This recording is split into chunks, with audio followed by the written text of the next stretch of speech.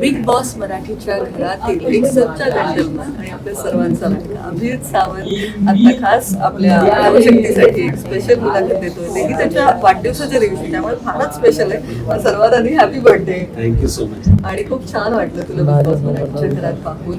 तुझ्या गाण्यांचे आम्ही सगळे चाहते आहोत, पण बिग बॉस मराठीचा हा प्रवास तुझ्यासाठी कसा? खूप वेगळा आणि खूप वेळा असे ऑफर्स आलेले सगळ्यात बिग बॉस हिंदीसाठी फर्स्ट सेकंड सीझनसाठी ऑफर आहे. हो दॅट टाइम त्यावेळेला पण नाही आणि आजही दाखवतो, कारण जसा मी एक माणूस म्हणून आहे ते खूप वेगळं आहे. माझी समज आणि लोकांना कधी कधी ज्या प्रकारे मी समजतो ती लोकांसमोर व्यवस्थित येईल नाही येईल हे माहिती नव्हतं. कधी कधी बिग बॉसच्या घरामध्ये सगळ्यात महत्त्वाचं हेच असतं की तुम्हाला तोडलं जातं, तुमचे विचार तोडले जातात, तुमची इमेज तोडली जाते, तुम्हाला कसं खाली पाडायचं ह्याबद्दल सगळ्या गोष्टी केल्या जातात. मग त्यामध्ये आपण कसे परत उभे राहू हे सगळ्यात मोठं काय म्हणतो सीख नक्कीच. आणि अर्थात बऱ्याच काही गोष्टी घडल्या. सुरुवातीला आधी स्पेशल मोमेंट सर्वात जास्त कुठला होता ते अतिशय स्पेशल मुवमेंट मला वाटतं पहिला जो टास्क होता आणि त्यामध्ये आम्ही कॅप्टन्सी टास्क याच्यामध्ये आम्ही जिंकलो, तो एक खूप ट्रेनचा तो अमेझिंग होता. कारण काय होतं ते असे ह्यूज मोठे दिसणारे दोन एकदम आडदांड मुलं आणि दोन अग्रेसिव्ह मुली आणि त्यांचा तो स्ट्रॉंग ग्रुप आणि आम्ही सगळे विचारले असे एकदम की काय होईल आमच्या बरोबर आणि तो नंतर त्याचा केलेला तो अकांड तांडव या सगळ्या गोष्टी वेगळ्या होत्या माझ्यासाठी समोर जाण्या. त्याच्यामध्ये म्हणजे आम्ही स्ट्रॅटेजी बनवून तो सक्सेसफुली आमच्याकडे आणली.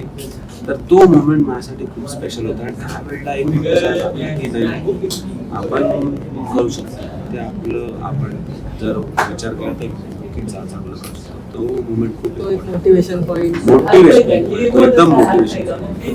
आणि कधी कधी असं झालं अर्थात सगळ्यांचेच इमोशन्स आम्ही पाहत होतो.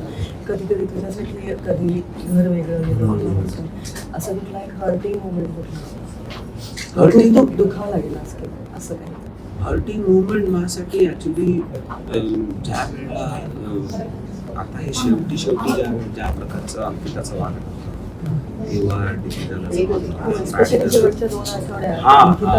किंवा टार्गेटच केलं हो आणि ते पण अशा पॉइंटर्स वरती जिथे माझा काय संबंधच नव्हता. मी कधी म्हणजे मी त्या इश्यू मध्ये नसायचो, पण मला नेहमी त्याच्याबद्दल मला कसं माझ्या इमेजला कसं डॅमेज करता येईल त्याबद्दल प्लॅनिंग होत होती, त्याबद्दल विचार तो खूप हर्टिंग पार्ट होता. कारण मी नेहमी हे विचार करायचो की माणसाच्या कृती चुकीच्या असू पण माणूस चुकीचा नसू शकतो. त्याचा चुका आपलं कोर्ट पण हेच म्हणतं की बाबा जर एखादा माणूस चुकला तर त्याला पण तुम्ही लॉयर द्या आणि तो पण त्याची सजा कंप्लीट झाली ती बाहेर. माझ्या चुकाच ज्या काय असतात तुम्ही त्यावर बोला जर तुम्हाला अशा वाटत असेल आपण त्यावर डिबेट करू आपण मान्य करतो. पण तुम्ही कॅरेक्टर असॅसिनेट करायला लागले की तुम्ही ह्याला पाडा ह्याला कमी दाखवा, कारण मग ते असतं ना की आपण जर पुढे न जाऊ शकत त्याला पाठी घ्यायचा. हो हो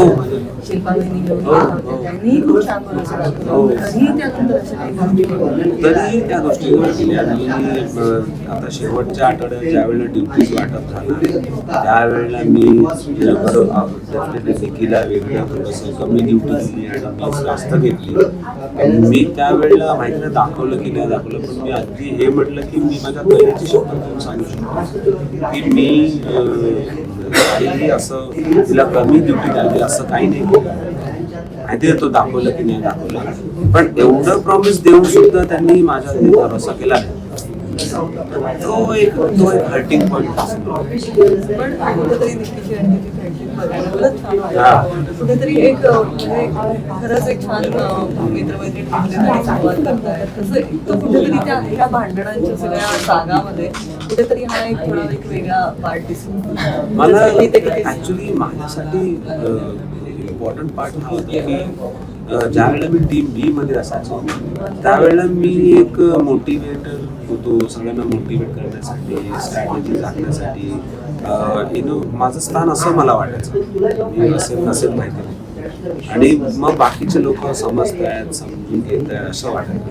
पण ज्यावेळेला निकी बरोबर असायचो त्यावेळेला मला वाटायचं की निकी मला शिकवते, समजवते, तिच्या वागणुकीमध्ये कधी म्हणजे जसं माझा एक नेचर आहे की मला कोणाला हर्ट करायला नाही, कोणाला असं मी बोललं नाही पाहिजे की त्याला हर्ट होईल. तिचं हे म्हणणं होतं की नाही तुझं जर बरोबर आहे तर तू सरळ बोलायला पाहिजे, मग त्याला हर्ट झालं तर ते नंतर तू बघून घे, पण आधी पण बोल.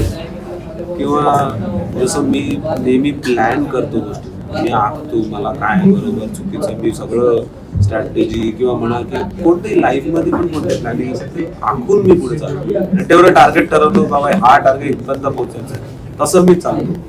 ती म्हणते नाही तू टार्गेट बनूच नको, you just go with the flow and dream मोठं स्वप्न, मग त्याच्यामध्ये जे हातात येईल ते तुझं.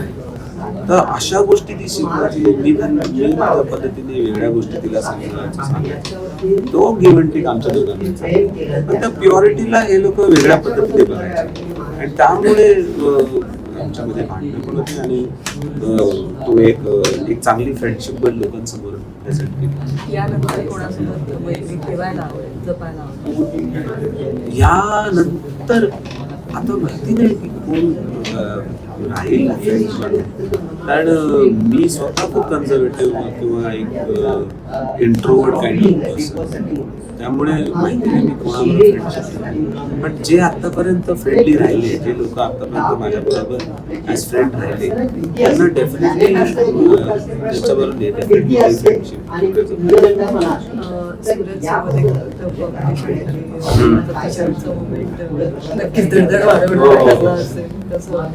मी ऍक्च्युली त्या सिच्युएशन मधून गेलो एकदा. मी असंच ह्याच वयाचा असं याच्यापेक्षा लहान होतो आणि त्यावेळेचं पण क्रेज असंच काहीतरी होतं. सगळे लोक अगदी स्टुडिओमध्ये जमा झाले आणि गर्दी तशीच होती. त्यामुळे तो मोमेंट जे ना त्यावेळेला माझी त्याच्यासारखी परिस्थिती होती की जिंकायचं आहे, ट्रॉफी मला उचलायचे, रेप्युटेशन बनवायचं आहे. त्यावेळेला मी स्टेजवर होतो, त्यावेळेला मी तो मोमेंटमध्ये होतो, लोकांचे चेहरे बघत होतो, तो माहोल लाईट्स बघत होतो. हा मला ते मजा येत होती की मी या मोमेंटला आलोय, या स्टेजवर आलो. तो I was living the moment असं होतं ते. त्यामुळे मी त्यावेळेला जगू शकतो. कारण दरवेळेला आपण फक्त जिंकण्यासाठी खेळण्यापेक्षा त्या स्पोर्ट्ससाठी पण एकदा विचार केला. तो एक मोमेंट मध्ये मी राहून मला खूप मजा आली. व्हेरी फ्रँकली स्पीकिंग मला खूप मजा आली ते सगळं ज्या पद्धतीने होत होतं. नक्कीच. आणि आता पुढचं प्रवास काय असणार आहे? आता तुझे गाण्याचे कॉन्सर्ट किंवा अजून नवीन गाणं गाताना आम्हाला तुला पाहायचं आहे, आता लगेच नाही मी इव्हन आमचं असं संभाषण चालू होतं घरामध्ये की ट्रॉफी जर उचलली त्याच्यानंतर तू काय म्हटलं ठेवणार शेल्फ मध्ये आणि दुसऱ्या दिवशी फोन करा, चालू चला मला काम द्या, आता काय बोलवा, ऍक्टिंग करायला बोलवा, गायला बोलवा. एक छानच नवीन इनिंगच सुरू हो हो मी आय एम अ एक्सप्लोरर. मला आवडतात नवीन नवीन गोष्टी खोजायला. बिग बॉस पण माझ्यासाठी एक तो एक्सप्लोरिंग पार्टच होता आणि मिमिक्री करायचो. खूपशे दाखवलं नाही बिकॉज ऑफ राईट्स आणि ते सगळं मला आवडेल. मला स्वतःला करायचं आहे. मला आवडतं स्वतः टेस्ट करायला. त्यामुळे मला नवीन नवीन मी आता म्युझिक डायरेक्शन मध्ये जातो, म्युझिक स्वतःचं म्युझिक गाणं. तर अशा सगळ्या गोष्टी मी करत राहील. जर काय चांगला प्रोजेक्ट आला तर definitely I would love to do. तू नक्कीच करायला हवंस आणि आम्हाला तुला वेगवेगळ्या नक्कीच आवडणार आहे. पण अर्थात ही मुलाखत अशीच संपू नाही शकत. माझ्या आवडती एक रिक्वेस्ट आहे, सुखाची आवडते अतिशय सुंदर गाणी. बोलावे गीत वाटे शब्द मिळते थांबना फुलकेचा फुल तू इतके कळू दे थांबना गुंतलेला श्वास हा सोडवू दे थांबना तुला माझा सावरू दे थांबना थांबना थांबना पण हे थांबावं असं वाटत नाहीये त्यामुळे थँक्यू सो मच. हे तू एक बर्थडेचं रिटर्न गिफ्ट दिलंस आम्हाला असं मी समजते आणि थँक्यू सो मच. खूप all the best for next inning next thank you.